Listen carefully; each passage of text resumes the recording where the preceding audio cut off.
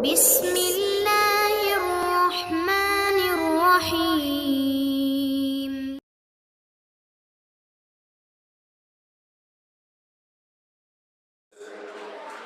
Assalamualaikum warahmatullahi wabarakatuh. Innal hamdalillah nahmaduhu wa nasta'inuhu wa nastaghfiruh wa na'udzu billahi min shururi anfusina wa min sayyiati a'malina. May yahdihillahu fala mudilla lahu wa may yudlil fala hadiya lahu. Ashhadu an la ilaha illallah wahdahu la syarika lah wa ashhadu anna Muhammadan abduhu wa rasuluhu la nabiyya ba'dah. Allahumma salli ala Muhammad wa ala ali Muhammad. Qala Allah ta'ala fil Qur'anil Karim, ya ayyuhalladzina amanu ittaqullaha haqqa tuqatih wa la tamutunna illa wa antum muslimun. Wa qala an-nabiy sallallahu alaihi wasallam, fa inna asdaqal hadits kitabullah wa khairal hadi hadi Muhammadin sallallahu alaihi wasallam wa syarrul umuri muhdatsatuha fa inna kulla muhdatsatin bid'ah fa inna kulla bid'atin dhalalah wa kulla dhalalatin finnar. Amma ba'du, ayyuhal ikhwah, a'azzani Allahu wa iyyakum jami'an. Jamaah salat maghrib yang dirahmati Allah Subhanahu wa taala, alhamdulillah, segala puji bagi Allah Subhanahu wa taala. Kita patut bersyukur kepadanya yang telah mempertemukan kita kembali di majelis yang mulia ini dalam rangka mempelajari ayat-ayat Al-Quran dan hadis-hadis Nabi sallallahu alaihi wasallam, yang itu menjadi kewajiban kita sebagai seorang muslim. Melanjutkan kajian rutin kita yang biasa kita adakan Jumat pada maghrib pekan yang kedua. Di masjid ini kita membahas hadis Al-Arba'in An-Nawawiyah lil Imam An-Nawawi rahimahullah ta'ala. Hadis yang memaparkan tentang prinsip-prinsip ajaran Islam. Hadis yang menjelaskan tentang inti dari agama Islam itu sendiri.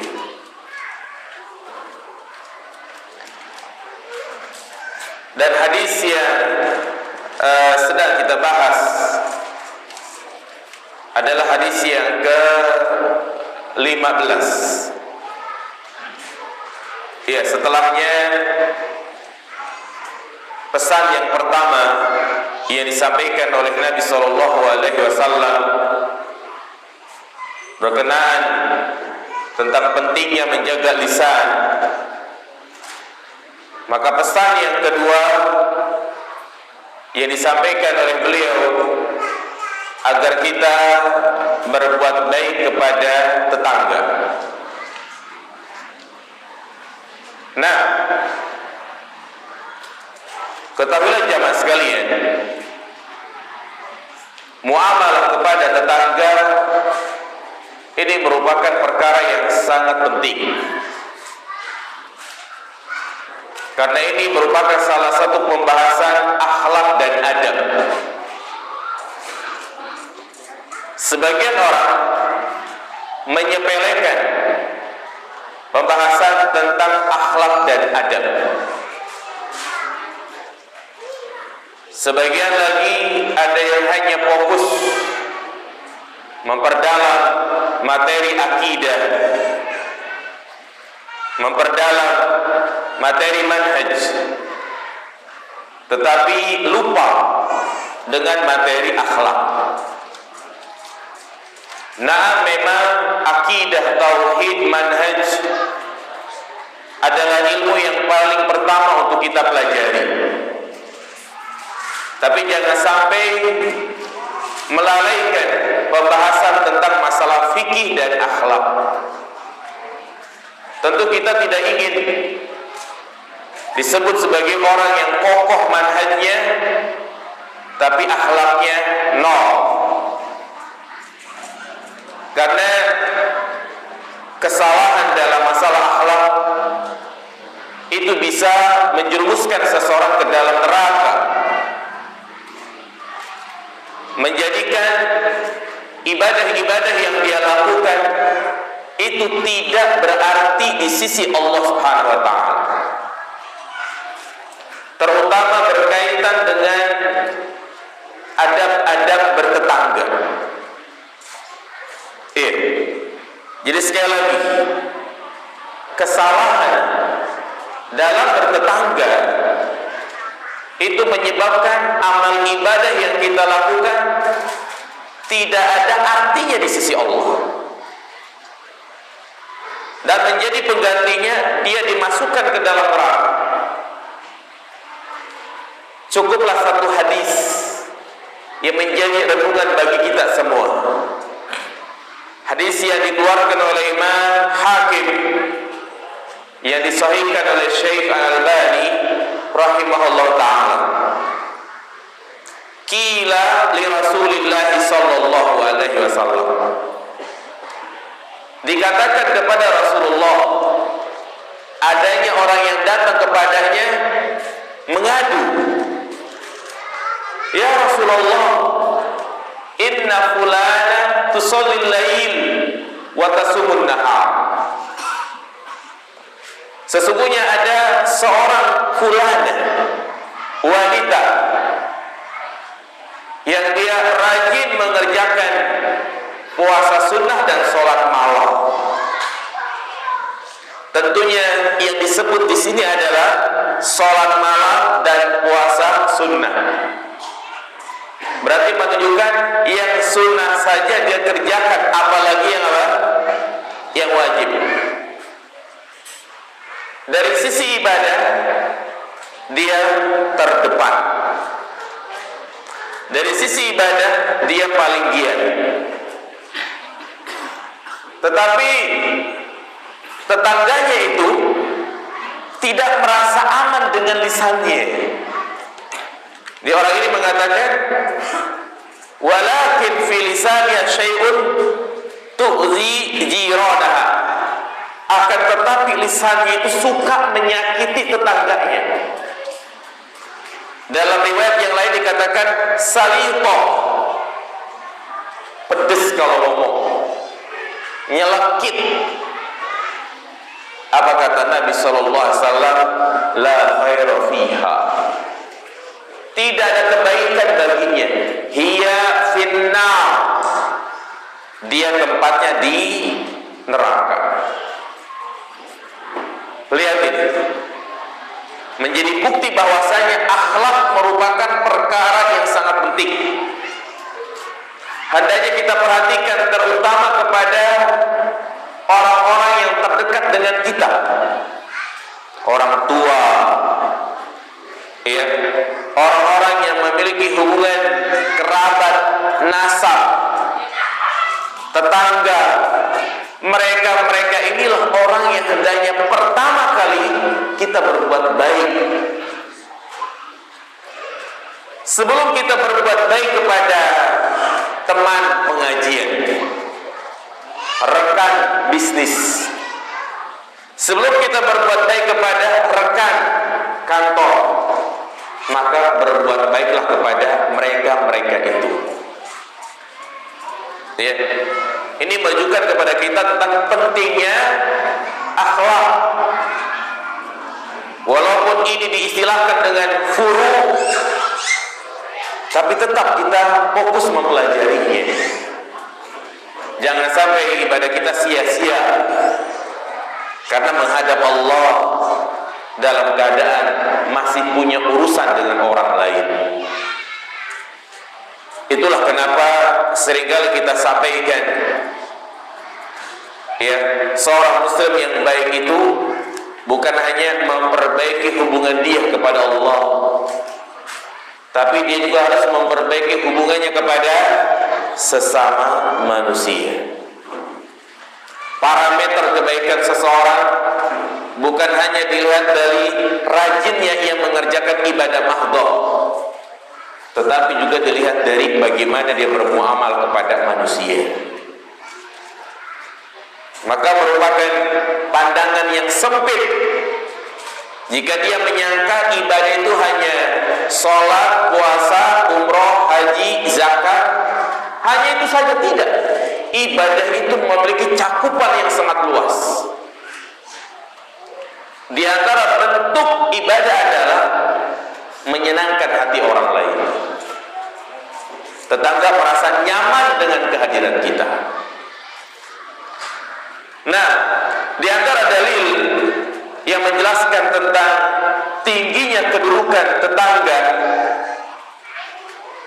di mana Islam memuliakan hak-hak tetangga. Nabi SAW menjelaskan bahwasanya memuliakan tetangga itu bentuk keimanan. Ya, ciri orang yang beriman, dia memuliakan tetangganya. Sebagaimana hadis yang sedang kita bahas di sini, man kana yu'minu billahi wal yawmil akhir falyukrim jar. Barang siapa yang beriman kepada Allah dan hari akhir, maka hendaknya dia memuliakan tetangganya. Rasulullah awal dengan barang siapa yang beriman, berarti indikasi keimanan jemaah. Ya, makanya tadi disampaikan orang yang beriman itu bukan hanya rajin hadir kajian, bukan hanya rajin puasa sunnah, tapi dia juga berbuat baik kepada tetangganya. Karena begitu tingginya kedudukan tetangga, sampai-sampai Nabi SAW mengira tetangga itu mendapatkan hak waris. Apa kata Nabi? Mazala Jibril yusini bil jar hatta dhanantu annahu sayuwarrisu. Jibril senantiasa memberikan wasiat kepadaku tentang tetangga. Bahkan aku mengira tetangga itu mendapatkan bagian harta waris. Lihat di sini. Ya. Dan perintah berbuat baik kepada tetangga itu banyak kita dapati di dalam Al-Quran. Bahkan Allah gandengkan dengan perintah ibadah kepadanya. Cukup satu dalil di dalam Al-Quran yang menggambarkan bagaimana berbuat baik kepada tetangga itu sangatlah penting. Dalam surat An-Nisa ayat 36, Allah berfirman, wa'budullaha wa la tusyriku bihi syai'a wa bil walidaini ihsana wa bidil qurba wal yatama wal masakin wal jari dil qurba wal jaril junubi was sahibi bil jambi. Allah mengatakan, beribadahlah kepada Allah dan janganlah kalian menyekutukannya dengan sesuatu apapun. Ini perintah yang pertama. Wa bil walidaini ihsana, dan berbuat baiklah kepada kedua orang tua. Wa bidil qurba, dan berbuat baiklah kepada kerabat yang memiliki hubungan nasab, dan berbuat baiklah kepada anak yatim, fakir miskin, dan kepada tetangga kerabat dekat, tetangga yang jauh, dan teman sejawat. Subhanallah. Ini adalah ayat yang menjelaskan kepada kita apa saja yang menjadi kewajiban kita sebagai seorang muslim. Hak-hak apa saja yang wajib untuk kita tunaikan. Iya. Hak di dalam Islam itu memiliki cakupan yang sangat luas. Teringat apa yang dilakukan oleh Abu Darda. Mungkin kisah ini pernah saya sampaikan. Rasulullah mempersaudarakan antara Salman dan Abu Darda. Datanglah Salman ke rumah Abu Darda bertamu.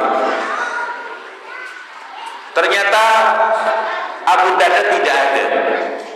Yang ada hanyalah istrinya dalam keadaan kumel tidak terurus. Salman bertanya, "Aina Abu Darda?" Dijawab oleh istrinya, Abu Darda sudah tidak butuh lagi dengan dunia. Seakan-akan Abu Darda sudah tidak butuh lagi sama istrinya. Maka tidak lama datang Abu Darda membawa makanan. Salman dipersilahkan makan, Salman gak mau. Sampai Abu Darda pun ikut makan.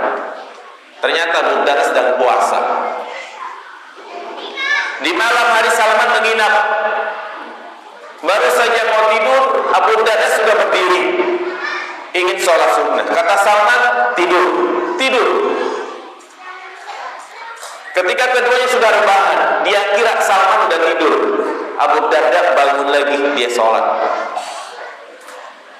Kata Salman, tidur, malah disuruh tidur. Keduanya pun tidur. Di sepertiga malam terakhir mereka bangun berdua, mengerjakan sholat tahajud. Selesai sholat tahajud, Salman menyampaikan kepadanya dari hati ke hati. Seraya mengatakan, "Wahai Abu Darda, inna lillahi alaika haqqa, wa li ahlika alaika haqqa, wa li nafsika alaika haqqa, wa ati kulli haqqin haqqahu." Wahai Abu Darda, Allah punya hak yang wajib kau tunaikan. Keluargamu, istrimu, anak-anak punya hak yang wajib kau tunaikan. Dirimu juga punya hak yang wajib kau tunaikan. Maka tunaikan hak masing-masing sesuai dengan porsinya. Abu Darda seakan-akan gak terima. Paginya dia temui Nabi. Dia cerita apa yang dikatakan oleh Salman. Apa kata Nabi? Sodaqah Salman. Benar itu Salman. Subhanallah. Jadi menunjukkan kepada kita kebaikan seseorang, di mana dia menempatkan hak-hak masing-masing sesuai dengan porsinya.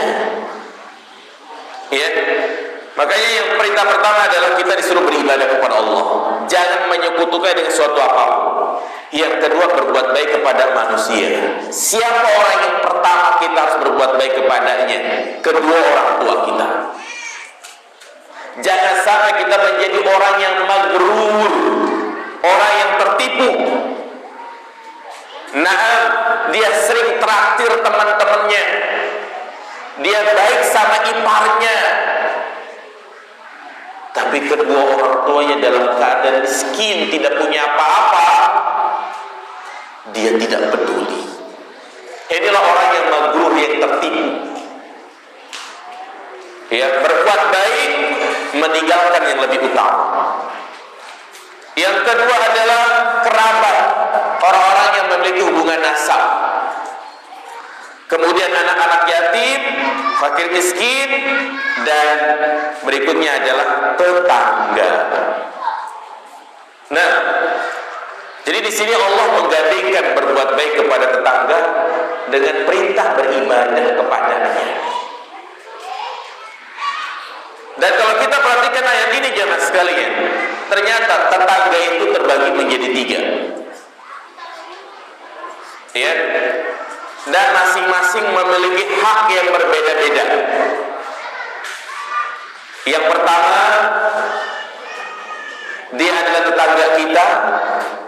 muslim, dan orang yang memiliki hubungan nasab dengan kita. Ya, maka 3 kriteria tetangga ini, muslim,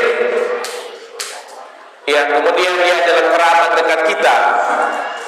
Ini memiliki hak tetangga, hak sesama muslim, dan hak apa lagi? Nasab. Kemudian yang kedua, tetangga muslim, tapi bukan kerabat dekat kita. Dan yang ketiga, tetangga non muslim.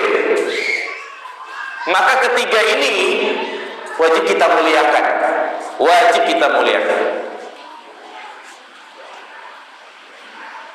Yang paling kita kedepankan ini pertama, tetangga muslim, dan itu adalah kerabat dekat kita. Jangan sampai ada permasalahan antara kita dan saudara kita. Nabi SAW memberikan ancaman, tidak akan diterima sholat seseorang dan ibadah-ibadah yang lainnya kalau dia punya permasalahan dengan saudaranya. Maka masalah-masalah yang masih berkaitan dengan urusan perut, sudahlah kita mengalah. Ya, nah memang merupakan bentuk kezaliman ketika misalnya abang kita mengambil harta warisan yang lebih banyak, kita merasa tersakiti dan terzalimi.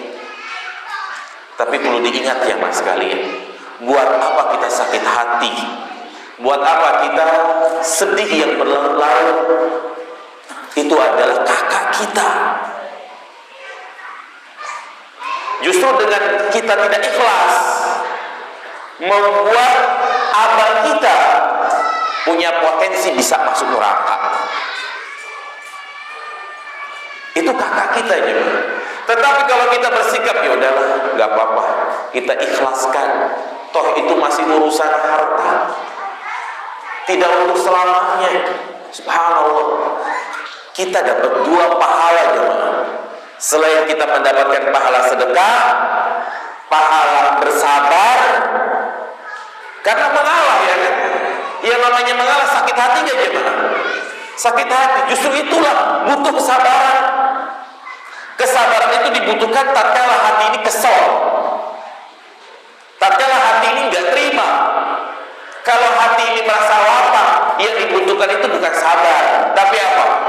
Syukur. Dan yang kedua, kita mendapatkan pahala menyambung hubungan tali silaturahim.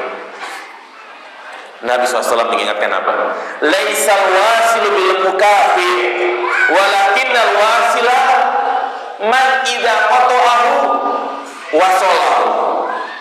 Hakikat silaturahim itu jamaah bukan hanya membalas kebaikan. Membalas kebaikan mah gampang. Saudara datang ke rumah, ya, bawain buah-buahan, apel, alpukat. Besok kita datang lagi ke rumahnya, bawain durian. Gampang gak jemaah? Gampang. Tapi yang paling sulit ini, yang kadang ego tumbuh dalam hati kita, memulai ketika kita terzalimi. Berusaha untuk menyambung, berusaha untuk menambal piring yang sudah pecah, tembok yang sudah retak. Ini yang paling berat jemaah. Ini butuh sifat mengalah. Itulah pahlawan yang sejati. Karena biasanya syaitan jemaah sekalian akan selalu membisikkan hati kita. Iya tuh, kakak ente itu padahal udah punya rumah gede, masih aja nyerobot tanah. Iya kan? Kerjanya udah enak, gak tahu diri sama adik-adiknya. Selama perasaan itu masih muncul, maka selama itu pula kita benci sama saudara kita. Ini paling berat ya, ya. Kita ngalami sendiri, apalagi orang Betawi. urusan masalah apa itu? Warisan, masalah tanah. Kadang ngirim santet, telur, guna-guna, tenun, apa coba? Maka yang ada justru dia telah melakukan dosa yang sangat besar. Iya, inilah butuh pendidikan yang benar memang. Membuang ego yang ditunggangi oleh iblis laknatullah. Iya, jadi ini tetangga, terutama tetangga yang itu menjadi hubungan nasab dengan kita, dan mencakup juga tetangga non muslim. Kita bertangga pada non-muslim harus dijaga.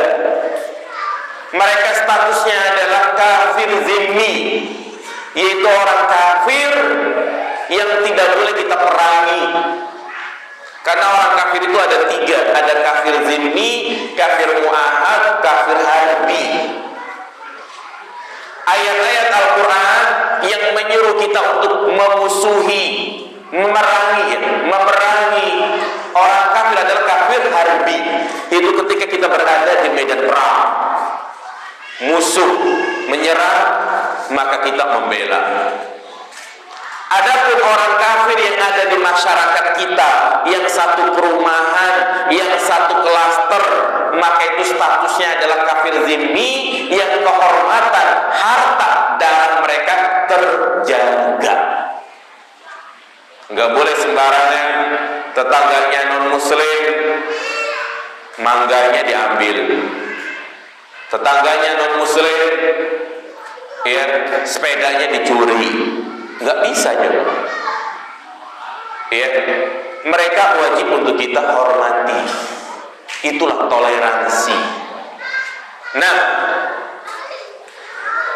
dan kalau kita perhatikan dalam ayat ini dikatakan wal jari dzil qurba wal jari dzil junub. Berbuat baik kepada tetangga itu mencakup tetangga dekat maupun tetangga yang jauh.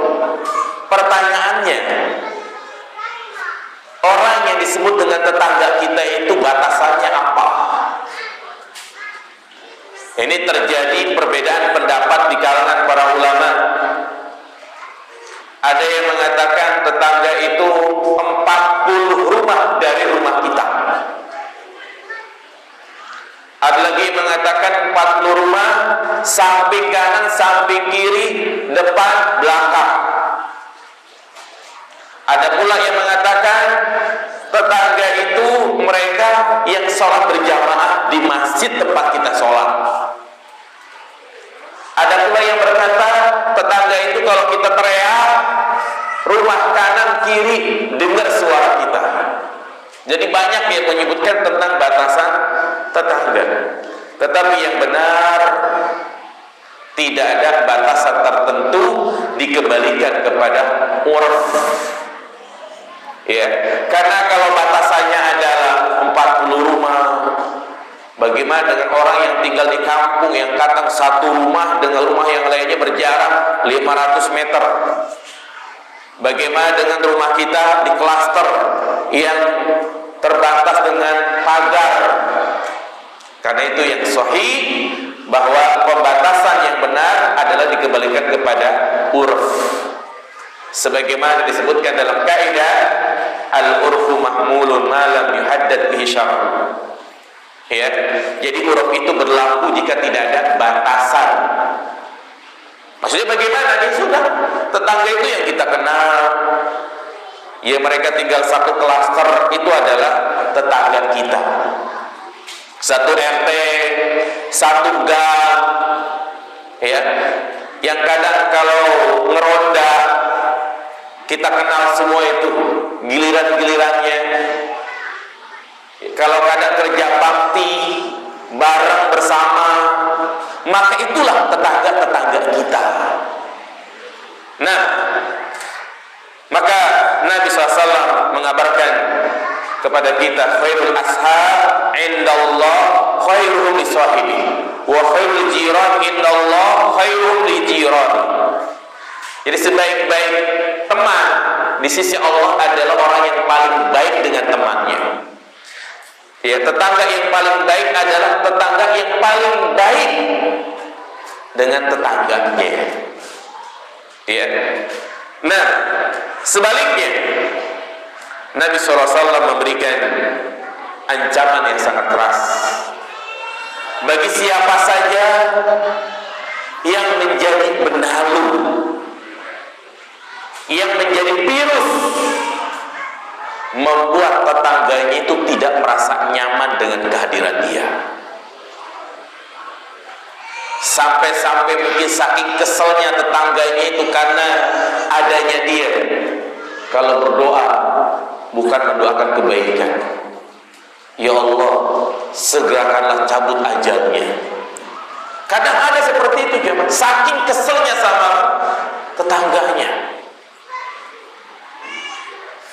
Maka ingat jemaah sekalian, ketika kita ada masalah dengan tetangga, jangan hanya kita merasa paling benar, jangan kita merasa dialah yang salah, tapi berusaha untuk apa? Memperbaiki hubungan. Apa kata Nabi SAW?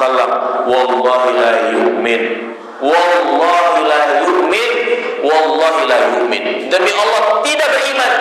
Nabi mengatakan sampai 3 kali. Wa man ya Rasulullah? Siapa itu ya Rasulullah? Alladzi la ya'manu jaru dawa'iqah. Itu seorang yang tetangganya gak merasa nyaman dengan kehadiran dia. Ya, dia berusaha untuk pindah. Gak nyaman karena apa? Mungkin karena perilakunya, gak nyaman karena sikapnya. Ya. Oleh karena itu, jadilah muslim yang cerdas, yang dia bisa membedakan mana yang menjadi maslahat pribadinya dan mana yang menjadi maslahat bersama. Ini penting untuk kita pahami jemaah dalam bermasyarakat, dalam bermuamalah dan dalam bersosial. Kita harus bedain mana yang menjadi maslahat pribadi kita dan mana yang menjadi maslahat bersama. Mana yang menjadi hak kita dan mana yang menjadi hak orang lain. Terkadang suatu permasalahan yang itu adalah hak kita, tapi kalau menzalimi orang lain, tahan jangan. Contohnya apa misalnya? Real di tengah masyarakat. Kalau kita misalnya punya pekarangan, punya pekarangan, punya halaman, itu tanah-tanah kita, sertifikat milik kita. Pertanyaannya, boleh ya kita miara ayam di situ ya, Pak? Boleh. Tanah-tanah kita ya kan? Boleh ya kita miara kambing? Boleh, silakan.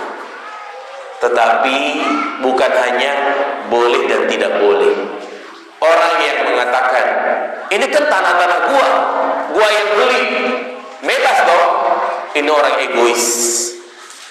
Tapi dia lihat tetangga kiri kanan, terganggu nggak?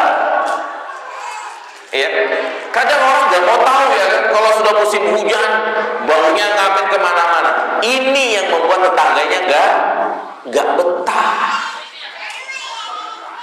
Ini nyata banyak orang-orang yang seperti ini jamaah sekalian. Ya, dia punya rumah tingkat 2-3 tingkat, tetangganya rumahnya belum pada di tingkat. Pertanyaannya, apa hukum dia bikin jendela kiri kanan? Boleh-boleh saja ya kan? Rumah-rumah dia, tanah-tanah dia. Tapi seorang muslim yang bijak, dia lihat tetangga kanan kiri. Kalau ternyata tetangganya rumahnya belum dikanopi, istrinya selalu jemur di situ.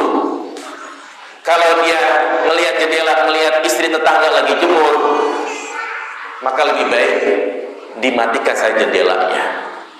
Tentu nggak merasa nyaman. Setiap lagi jemur dilihatin, iya kan? Tetangganya mau ngomong juga, itu rumah-rumah dia. Contoh nih, ini yang menjadi percikan-percikan api terjadinya permusuhan. Iya, apalagi perumahan yang temboknya satu, ini harus diperhatikan juga. Makanya kalau nyari rumah, pastikan tembok kanan kiri ada 2 tembok, artinya tembok kita sendiri, tembok tetangga beda. Karena kalau temboknya satu, ini jangan merasa itu tembok kita saja. Contoh, kalau apa itu maku, mau gak mau harus izin. Terus juga kalau pengen renovasi rumah, pastikan motong keramik, cor-corannya, benerin genteng. Kadang kita harus naik genteng tetangga, izin ya mas, sekali izin. Terus juga perhatikan talang air. Kadang orang seenaknya bikin talang air, jatuh di mana? Tembok tetangganya. Ini orang egois seperti ini. Jangankan dia jatuh, airnya jatuh ke tetangganya, jatuh ke jalan saja. Itu diperhitungkan ya mas, karena jalan itu bukan punya kita. Apa sih susahnya kita bikin talang air, kemudian pasang pelawar biar air itu jatuh ke selokan? Subhanallah, ini masalah-masalah sepele yang menjadi sebab permusuhan di antara tetangga. Ya, dan hal-hal seperti ini itu bukannya terjadi di kalangan orang awam. Di kalangan orang ngaji pun udah ngaji seperti itu. Ya, buang sampah sembarangan, punya pohon mangga, daunnya nyengser ke tembok tetangga, dia biarin aja. Giliran mangganya diminta, kagak dikasih. Subhanallah. Ini yang kadang membuat orang lain tidak nyaman. Nyetel musik kencang-kencang, nggak tahu kalau tetangganya itu lagi sakit gigi, ya kan? Menyiksa jemaah. Inilah yang Nabi mengatakan tidak beriman, di mana tetangga merasa nyaman dengan, tidak merasa nyaman dengan sikapnya itu. Ya. Atau juga contoh lainnya, parkir mobil sembarangan. Parkir mobil depan rumahnya. Tanah itu milik umum, sehingga tetangga depan rumah mau keluar mobil susah. Akhirnya besok balas-balasan, tetangga depan rumah parkir mobil yang sama, berantem jadinya jemaah. Ya, inilah sebagai seorang muslim harus cerdas, bisa membedakan mana yang menjadi maslahat pribadi kita, mana yang menjadi maslahat mujtama. Dan tentunya maslahat bersama itu harus lebih dikedepankan. Ya, jadi masalah-masalah sepele. Kayak kemarin saya mendapatkan ada satu kasus itu ya, diadukan sampai itu antar kedua belah pihak dikumpulkan di balai warga karena gara-gara berantem. Apa permasalahannya? Permasalahannya kecil, masalah anak-anak main. Ini sering terjadi nih. Ya, yang namanya anak-anak di perumahan, anak kecil ya kan, kadang mereka ngomongnya ngasal. Jadi ketika itu lagi main tembak-tembakan. Nah, anaknya ini yang satu mengatakan kepada anak tetangganya, "Gua bunuh lu." Anak ini gak terima, dia lapor ke orang tuanya, "Bu, tadi saya mau dibunuh sama pulang." Ini ibunya gak terima, nyamperin anaknya ke rumahnya. Perang mulut akhirnya jemaah. Tuh.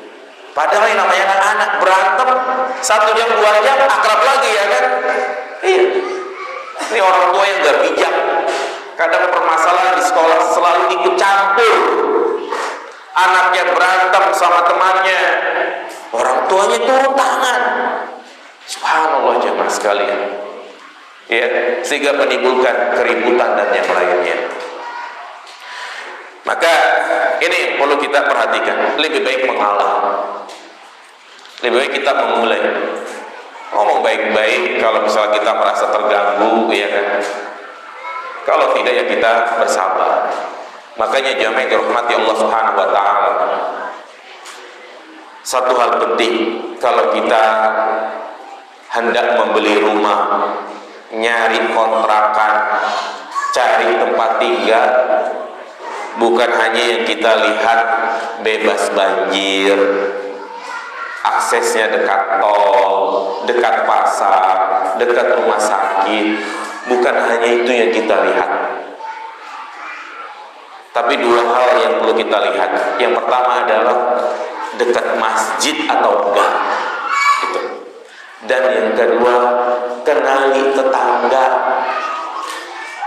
Percuma jamaah sekalian hidup di rumah mewah 3M, 5M, Greenland, tapi jauh dari masjid. Gimana jamaah sekalian? Mau sholat subuh takut tetangganya anjingnya di luar. Ini kasus kejadian jamaah, ada ikhwan dia tinggal di BSD gitu kan, mau berangkat sholat subuh baru mau keluarin motornya diterkam anjing sampai tangannya patah itu deh. Ya ini jadi lihat tetangga, karena tetangga ini menjadi salah satu sumber kebahagiaan. Apa kata Nabi SAW? Arba'un minas sa'adah. Ada 4 hal yang membuat kita bahagia. Apa itu? Al-mar'atus sholihah, wal maskanul wasi', wal jarus sholih, wal markabul hani. Ada 4 hal yang membuat kita bahagia. Insya Allah hidup kita bahagia. Yang pertama adalah istri yang solehah. Ini kata Nabi, istri yang taat kepada suaminya, istri yang tunduk. Nabi tidak mengatakan al-mar'atul jamilah, istri yang cantik, tidak. Kenapa? Karena kadang ada istri yang cantik tapi nyusahin, minta beli skincare harganya 2 juta, gajinya cuma 3 juta, nyesek aja mas sekalian. Belum bayar kontrakan, belum bayar listrik. Yang kedua, wal maskanul wasi, tempat tinggal yang luas. Enggak perlu mewah, yang penting luas, bisa buat bercocok tanam, ya, bisa buat main bola. Dan yang ketiga, wal jarus sholih, tetangga yang soleh, tetangga yang baik. Subhanallah, tetangga yang baik. Berarti sebaliknya, sumber orang itu sengsara kalau tetangganya jelek. Ya, maka perhatikan tetangga kita. Kalau mau beli rumah, lihat-lihat dulu survei, ya kan, tangganya seperti apa. Ya, kalau kita lihat mau beli rumah, tetangga udah miara ayam, miara kambing, pasti ini orang sudah nggak punya sifat sosial, nggak peduli dengan yang lainnya. Dan yang keempat kata Nabi, wal markadul hani, kendaraan yang nyaman, walaupun tahun lawas tapi nyaman, gak pernah mogok. Itulah sumber kebahagiaan jemaah sekalian. Iya, maka pandai-pandailah untuk berbuat baik kepada tetangga. Kalau kita punya rezeki, berikanlah hadiah. Kalau kita mengadain tasyakuran, misalnya anak diterima di perguruan tinggi negeri, pulang dari haji, akikah, maka jangan kita ngundang jamaah pengajian dulu, sementara ya tetangga kita gak dipedulikan. Ini salah ya, sehingga tetangga pada kaget, itu ngurusin apa itu, ada acara apa itu. Kita azan dulu. Intinya, berusaha berbuat baik kepada tetangga, Dan kalau memang ada permasalahan, segera diselesaikan. Yang mengalah bukanlah yang kalah. Mengalah itu adalah pahlawan. Pokoknya berusaha untuk baik-baikin tetangga. Karena tentunya ya kita tinggal di situ. Masa selamanya kita akan berantem terus? Berat, memang berat. Ya. Tetapi kalau memang kita sudah nggak kuat ya mas sekalian. Kadang ada tetangga nggak tahu diri ya. Udah kita bilangin masih aja seperti itu. Ya sabar. Sampai kapan sabar? Ya sampai mati. Tinggal nungguin siapa yang mati duluan ya kan. Kalau kita punya uang lagi, ya pindah. Kalau nggak punya uang, ya sabar. Ya, itulah tadi saya katakan sabar itu sangat dibutuhkan tatkala hati ini apa? Kesel. Tatkala hati ini sedih, itu sabar. Ya. Nah, makanya Nabi mengatakan, "Idza tabahta maraqan fa'sir ma'a." Apabila engkau masak, maka perbanyaklah kuahnya. Ini sebagai isyarat. Kalau kita masak apa-apa, jangan sampai tetangga itu hanya nyium wanginya saja, tapi kita tidak berikan. Berikan. Dan ingat, kalau memberikan sesuatu kepada tetangga, berikan yang terbaik. Jangan sisa. Ini jangan makanan udah 3 hari di kulkas, baru dikasih ke tetangga. Ayam bakar dari kulkas dikasih tetangga. Kok nggak hangat dingin ya kan? Jadi jamaah sekalian, kalau mau ngasih tetangga, beli ayam bakar 2 ekor, 1 buat kita, 1 buat tetangga. Itulah sedekah yang terbaik, menggunakan harta yang terbaik, bukan sisa. Bukan sisa. Ya masih mending gitu kan, masih mending daripada buang-buang ya kan. Ya tapi berusaha yang terbaik. Nah,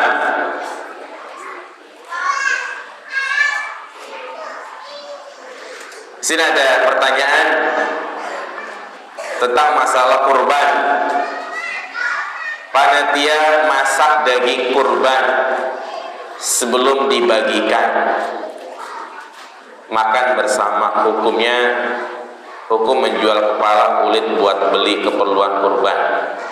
Baik, yang pertama masalah sebagian mungkin panitia masjid memotong sapi ya sebelum dicacah, sebelum dibagikan, bagian pahanya dikasih ke ibu-ibu, kemudian dimasak. Setelah itu dimakan bareng-bareng panitia. Ini kalau saya membahas dalam masalah ini, ya ada perselisihan di kalangan para asatidzah. Yang pertama mengatakan boleh karena yang namanya daging kurban untuk dimakan. Yang kedua tidak boleh karena itu termasuk bagian dari upah. Ya, sedangkan panitia kurban tidak boleh mengambil upah dari hewan kurban tersebut, sebagaimana hadis Ali bin Abi Thalib. Maka sebagai bentuk kehati-hatian, lebih baik jangan.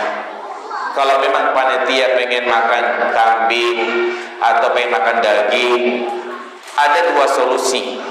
Yang pertama, mungkin sahibul kurban jatah dia bisa diberikan ke ibu-ibu untuk dimasak dan makan bareng-bareng panitia. Itu yang pertama. Atau yang kedua, beli kambing sendiri dari operasional. Jadi jangan ngambil pakai apa? Kurban. Ini lebih kehati-hatian. Karena kita khawatir itu termasuk apa? Memberikan upah.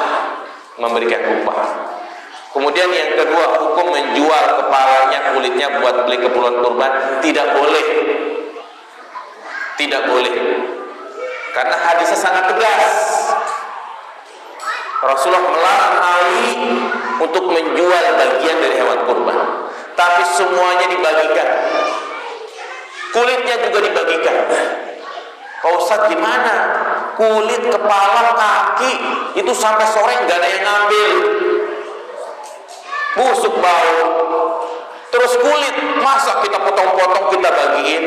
Ini keliru, salah, bukan seperti itu. Alangkah baiknya panitia kurban untuk memilih orang-orang yang layak untuk mendapatkan kulit. Contoh misalnya ada 10 kulit sapi, ya kita datang orang-orang miskin, mungkin satpam atau OB, Pak nanti Bapak dapat kulit ya. Lah, saya gimana? Saya buat apaan kulit? Ya udah, kalau memang Bapak gak mau ngurusin, saya jualin, nanti uangnya buat Bapak. Itu boleh.